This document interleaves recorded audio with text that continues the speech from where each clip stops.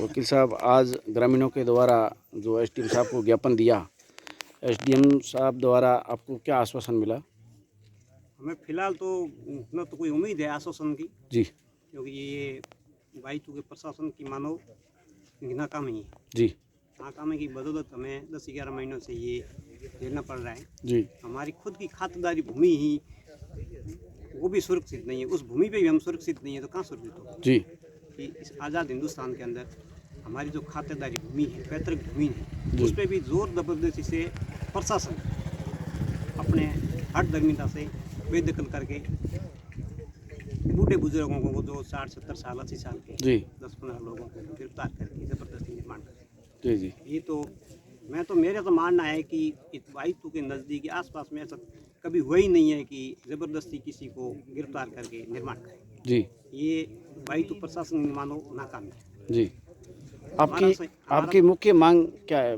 हमारी मुख्य मांग ये है कि बाईतू उपखंड जी तहसील जी तहसील इकाई को मानते हुए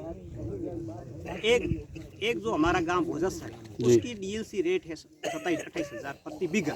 जी एक बाईतू का गांव है उसकी है 2 से 3 लाख रुपए प्रति बीघा। जी सेम जमीन है, सेम किस्म है जी और ये जो अंतर है इस अंतर को खत्म करते हुए बाईतू जो अधिकतम डीएससी रेट है उसके अनुसार किसानों को मुआवजा दिया जाए और जो हमारा नुकसान कर रहे हैं जो पर्टिकुलर जगह का मुआवजा पर्टिकुलर जगह का देने की बात करें, जी जबकि ये जो निर्माण कर रहे हैं निर्माण की सामग्री है वगैरह वगैरह है।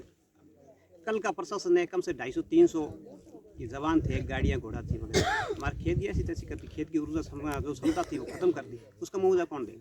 ये कल जो प्रशासन के द्वारा ये जो कार्रवाई की गई थी, इसकी वो पहले कभी सूचना दी गई है किसानों को?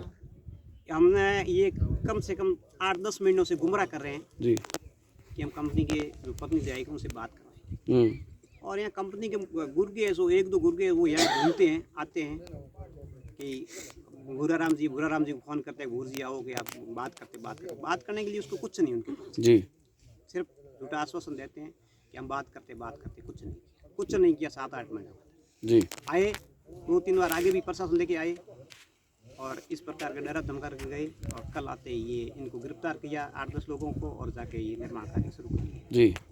ये प्रशासन द्वारा आपकी मांगें नहीं मानी गई तो आप आगामी में क्या करेंगे? क्या रणनीति है आपकी? किसान हैं, उग्र आंदोलन करेंगे जी जहाँ तक हमारी जान है, जान ही हमारी ये धरती है, जी इसकी रक्षा के लिए हम कुछ भी करने के लिए तैयार हैं। जी।